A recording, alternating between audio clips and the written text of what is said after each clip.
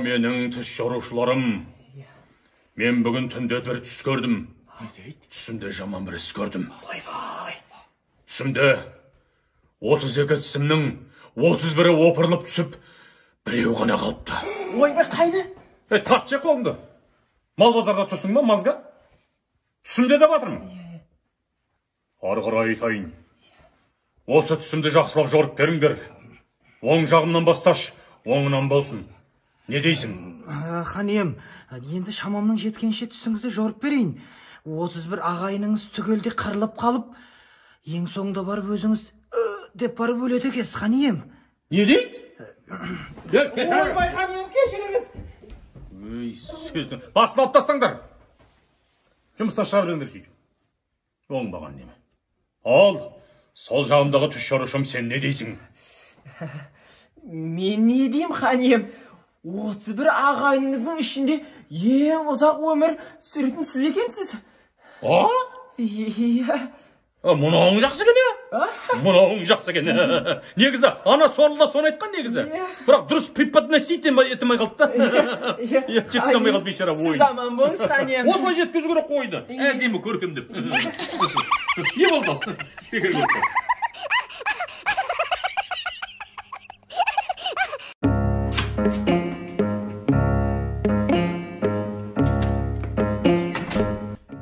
Бөлтір.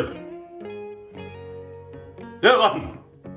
Ау, отағасы. Бергел бері.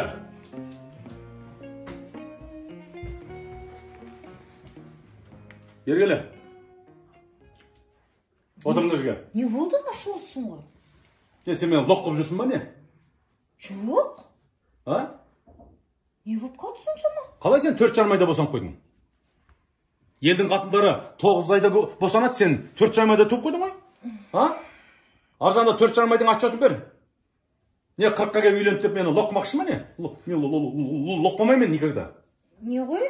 Үйленгенімізге қанша уақыт болды? 4,5 ай болды. Ал менің көтергеніме ше? 4,5 ай болды. Енді екеуін қоссай? 4,5 плюс 4,5. 9 ай? Дұрыс қой енді 9 айда босанып отырмын ғой. Дұрыс қой 9 ай ғой. Иә? Дұрыс екен ғой? Иә? Ана класстастар ғой, қатын сен лоқ қып батыр, қалай 4,5 айда болсаң ғой. Бәсе соны айтам, мына үйленді, көтерді 4,5 ай. Дұрыс қой? Иә. Қолым байлама, қазір сөйлесейші олармен.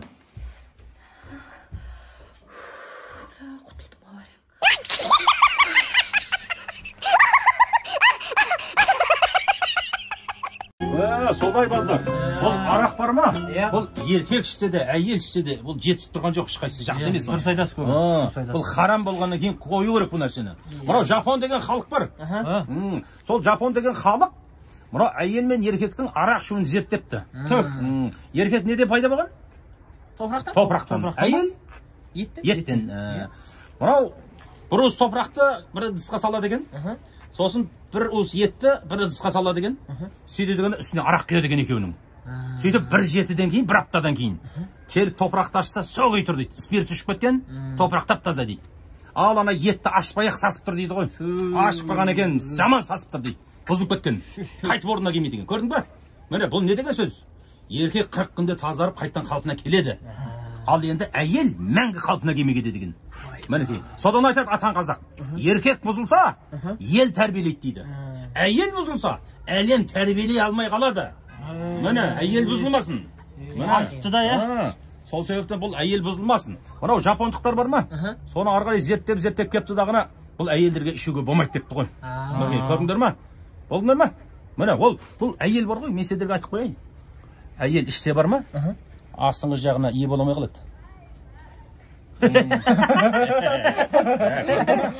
Көке деймін да, әйелді мас қылып пайдалану керек екен да, жақсылап, иә? Не үшін? Ас жағын пайдалану керек та, жаңа мас қылып. Есалаң. Жағын айтып отырмын, астыңғы жағы. Не деп қалады екен. Астыңғы жағын айтып отырмын. Сен не айтып отырсың? Не айтып отырсың? Мен не айтып отырмын? Бұл не? Есалаңдар. Өңшең көрсе. Жағын айтып отырсың екен. Көке, сіз түсінбей қалдыңыз да деймін. Көке,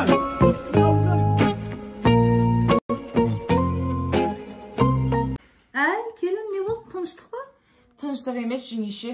Не болды? Ана қайныңызбен арамыз жақсы емес.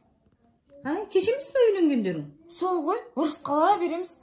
Осы сіз ана қайнағам екеуміз әдемі бір күшті жұпсыздар ғой. Соның сыры неде жеңеше? Бәленің бәрі мына өзіңнен. Білесің ба? Еркектер үйге нервный болып келді ма? Проблемаларыңды айтып, одан бетер нервный қылып жібересіңдер ғой. Ал ана тыныш жатыр ма еркегің? Ойбай, жата берсін деп тыныш жатқызып қойсыңдар. Керісінше болу керек, олай болмау керек. Мысалы, еркек нервный болып келді ма?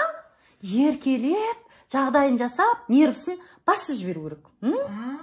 Одан кейін жаңағы тыныш жатыр ма еркек? Спокойно үйіп жатқызып қоюға болмайды. Проблемаңды айтып, нервісін көтеріп жіберу керек. Сол кезде мына еркек сенен айналшықтап, бас айналып, сенің айтқаныңа шыға алмай қалады. Бәсе, содан екен ғой қайнағамның шаш ағарып біткені. Бір еркектің шашын ағартамасақ, несінде қатын болып жүрміз?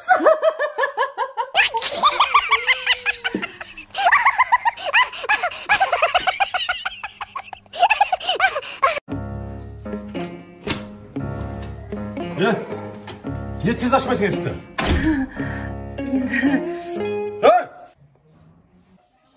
Оны кімнің аяқ киімі? Сенің аяқ киімің ғой? Менде бұндай аяқ киім жоқ еді ғой? Саған алдым. Өтірік айтпа, мен саған сенбеймін. Сенсең де, сенбесең де саған алдым. Мынау кімнің шалбары? Айтсам сенбейсің. Сенбеймін саған. Сенсең де, сенбесең де саған алдым.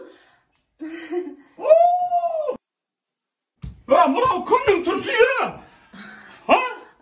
Сенсең де, сенбесең де саған алдым. Менікі емес, мынау кім бар үйде? Кім бар үйде? Өлтірем қазір. Сен кімсің? Братан, сенсең де сенбесең де автобуста кетіп баратым. Қолыңыздан тоқтап кетші.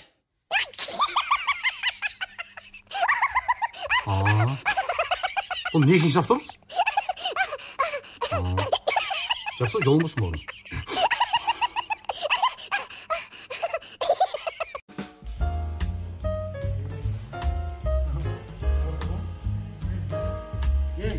Қалада қошу базар бәрі таниды ғой мен досым. Қала деген дамып кетті ғой кәдімгідей досым. Ауылға жүр деймін, өмір тармас ет, тормыз болып келмейсің. Күште әдемі келу керек. Қойларын қалаға салсай досым. Сатам құдай. Ақша жатыр ғой қалада. Мана десе, сыра ішіпті досым. Сыра ішесің ба? Болады қазір. Қанша? Екі болды. Девушка, суди. Бергеші. Суди.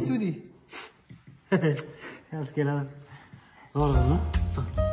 Алтай баққам ғой? Не бердің? Бидей. Здравствуйте. Ой. Здрасте. Что пожелаете? 2 пива.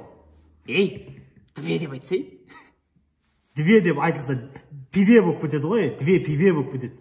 2 пиво деп айтылады. Ой, тубой екенсің ғой сен, двое болғаны пивое деп айтылады ғой досым. Так, мне вас долго ждать? Қой тұршы. Девушка, вот 3 пива сюда, 1 обратно туда.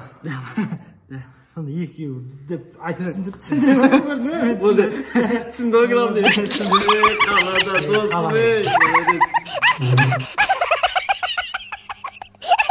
Ассалаумағалейкум, қанем. Алейкум ассалам. Шақыртқан екенсіз. Насреддин қожа? Ай, осы халық сені білімдар, діндар дейді, ғұлама ғалым білгіш дейді, дана данышпан дейді, сол рас па? Рас болса рас шығар қанем. Алла білуші. Бәрекелді. Онда сен маған мынаны айтшы. Жәннат үлкен бе, тозақ үлкен бе? Енді қанем, о дүниеге барып көргенім жоқ. Бірақ естуімше, жәннат кең секілді. Неге олай ойладың? Өйткені, бұл өмірде ақысы желінген кедей кепшіктер ақыретте жәннаттық болады дейді. Соған қарағанда жәннат кең секілді. Сонда байлар жәннатқа кірмей ма? Неге кірмейді, қанем? Байлар осы өмірде жәннатта жүр ғой. Ай, олардың ішінде адайлы ақын маңдай теллермен байып жатқан байлар да бар ғой. Хан ием, мен ол байларды айтып жатқаным жоқ. Мен халықтың ақысын жеп, садақасын, зекетін бермей жүрген сараң байларды айтып жатырмын. Мұның дұрыс екен. Әңгімеңнің жөн жобасы жақсы екен. Шақырыңдар маған байларды. Сөйлесейін.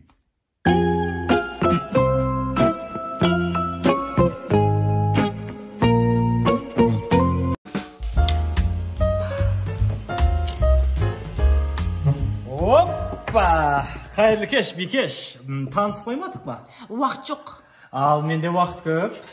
Жігітім, давай ішейікші. Сол үшін келдік қой, ішейік. Официант! Сәлеметсіздер, не қалайсыздар? Бізге бар ғой, арақ, вино, виски, пиво бәрін араластырып, бір графинге құйып толтырып іш. Араласқан дес? Клиенттің айтқан заң. Жарайды, 5 минутта дайын болады. 5 минут? Билейші. Билесек билейік. Маэстро музыку. Вальс.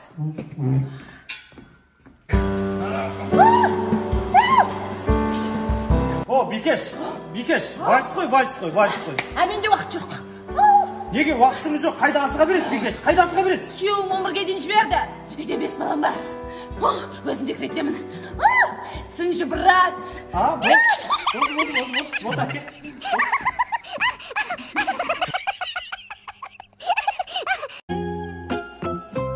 Хан ием, болашақта болжайтын әлемге әйгілі көріпкел Коля келіп тұр. Кірсін.